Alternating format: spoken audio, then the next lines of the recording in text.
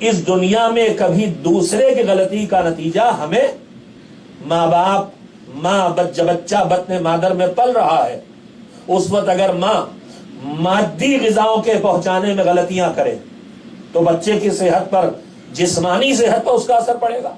کھانا نہ کھائے، وہ چیزیں جن میں کیلشیم ضرورت بھر ہے وہ نہ لے، تو بچہ جو وجود پا رہا ہے ماں کے پیٹ میں پل رہا ہے، اس کی دو زندگیاں ساتھ ساتھ وجود میں آئی ہیں اور دونوں زندگیاں ساتھ ساتھ پرورش پا رہی ہیں. ایک اس کی جسمانی زندگی ہے اور ایک اس کی روحانی زندگی ہے.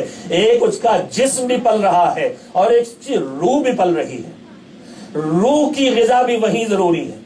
جیسے جسمانی چیزوں میں جو ضرورت ہے وہ نہ پہنچے تو بچہ کمزور ہوگا، یا نقصان دہ چیزیں پہنچے تو بچے کی صحت بگڑے گی. اگر الکوہل پی رہی ہے ماں، اگر نشہ کر رہی ہے ماں، اگر درد کی بہت دوائیں لے رہی ہے ماں، سیڈیٹیوز لے رہی ہے، تو آپ جانتے ہیں یہ سب چیزیں نقصان دہ ہوتی ہیں. تو جیسے جسمانی زندگی میں ماں کے پیٹ میں بچہ تربیت پاتا ہے تو دو چیزوں کا خیال رکھنا پڑتا ہے، وہ پہنچے جو اس کے لیے ضروری ہے اور وہ نہ جائے جو اس کے لیے نقصان دہ ہے.